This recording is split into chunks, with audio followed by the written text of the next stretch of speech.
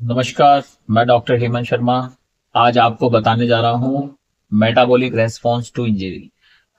हमारे शरीर में क्या बदलाव आते हैं, जैसे अगर आपका कोई ऑपरेशन हुआ या आपका कोई एक्सीडेंट हुआ या आपकी कोई लड़ाई हुई या आपको चोट लगी या आप जल गए, तो शरीर में क्या चेंजेस आते हैं, क्या नॉर्मल फिजियोलॉजी होती है और कैसे इनको ठीक किया जाए।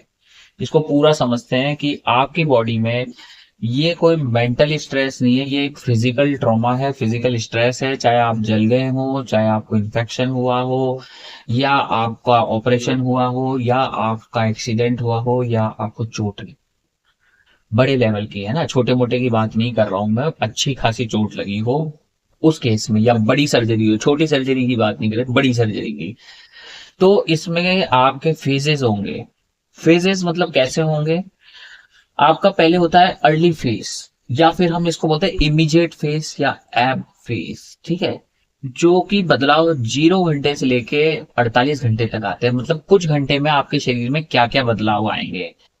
तो आपके शरीर का कार्डियक आउटपुट कम हो जाता है, बीपी कम हो जाता है, ऑक्सीजन कंजप्शन कम हो जाता है, मेटाबॉलिक रेट कम हो जाता है, और बॉडी हाइपोथर्मिया में जाती है, ठंडी पड़ने लगती है, और लैक्टिक एसिडोसिस बढ़ने लगता है। तो ऐसा क्यों होता है? कई बार क्या होता है, जैसे खून बह गया, आपका ब्लड लॉस हुआ, या ब्लड में फ्लूइड लॉस हुआ, डिहाइड्रेशन हुआ, इस कारण से ये चीजें होती है। उसके अलावा अब आता है सेकंड फेज, जो कि बहुत इंपॉर्टेंट है, पर मैं फर्स्ट फेज का बताता हूँ। इसमें ट्रीटमेंट कैसे करेंगे? अगर आपका खून बहा है तो खून चढ़ाना पड़ेगा, आपको बर्न हुआ है, फ्लूइड लॉस है, तो फ्लूइड रिप्लेस करना होगा, क्रिस्टलॉइड्स है ना। ये आपका फर्स्ट फेज हो गया। अब हम बात करते हैं सेकंड फेज, जो कि फ्लो फेज भी बोलेंगे, हाइपर मेटाबॉलिक फेज बोलेंगे, और इसको कैटाबॉलिक फेज भी बोल सकते हैं हम। ये 2 से 10 दिन चलता है। 2 दिन से लेके, जैसे आपके 48 घंटे हो गए, उसके बाद ये सेकंड फेज स्टार्ट होगा।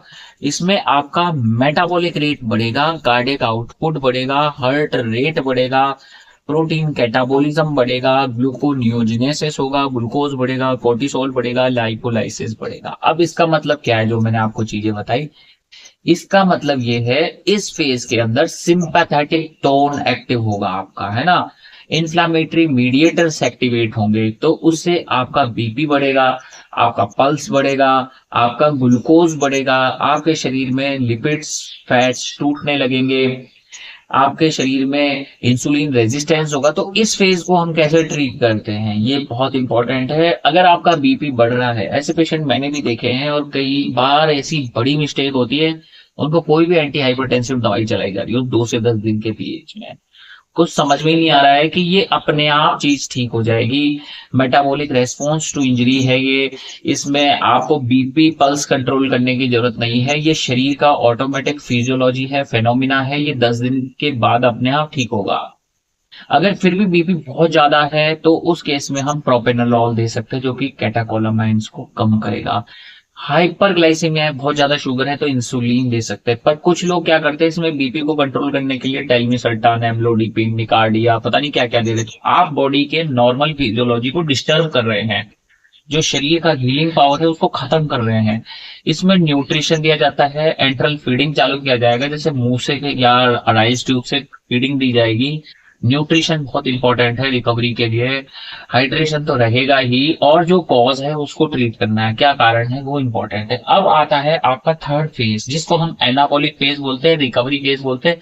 इसमें आपका ग्लूकोज अपने आप कंट्रोल होने लगता है, बीपी पल्स सेटल होने लगते हैं, वो भी कंट्रोल हो जाते हैं ऑटोमेटिकली, क्योंकि बॉडी का फेनोमिना है। इसमें हीलिंग होती है, मसल बनने लगती है शरीर में। इसको ट्रीट कैसे करें?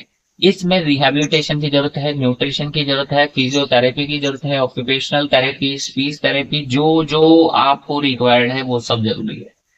तो ये है metabolic response to injury. Injury किसी भी प्रकार की हो सकती है, जैसे ऑपरेशन हुआ बड़ा, तो ऑपरेशन में भी तो इंजरी तो दे ही रहे हैं ना हम।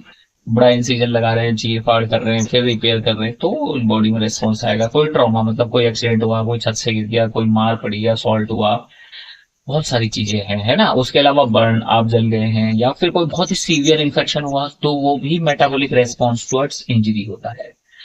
तो अगर आपका भी मरीज ऐसी कंडीशन में है जिसको मेटाबॉलिक रेस्पॉन्स आ रहा है, बीपी बहुत शूट हो गया है 5वें 6वें दिन, और उसको कोई भी एंटी हाइपरटेंसिव कोई भी बीपी की दवाई चालू कर दी है, तो ध्यान रखें, ये कोई भी दवाई नहीं चलेगी इसमें, और जो चलेगी वो डॉक्टर डिसाइड करेंगे। बेस्ट मेडिकेशन देना है, बीपी कंट्रोल ज्यादा करने की जरूरत नहीं है क्योंकि इसमें अपने आप नॉर्मल होता है। अगर वीडियो अच्छा लगता है तो लाइक कर दें, चैनल को नए सब्सक्राइब कर लें, और आपको भी किसी पेशेंट को ऐसा सिम्टम आया है, ऐसे फेज में है, उसको भी तकलीफ है, ये सारे सिम्टम्स हैं जो मैंने बताए हैं, तो व्हाट्सअप नंबर मेरा इस वीडियो के डिस्क्रिप्शन में अवेलेबल है, वहां पे जाएं, मैसेज करें और अपना अपॉइंटमेंट करें। Thank you.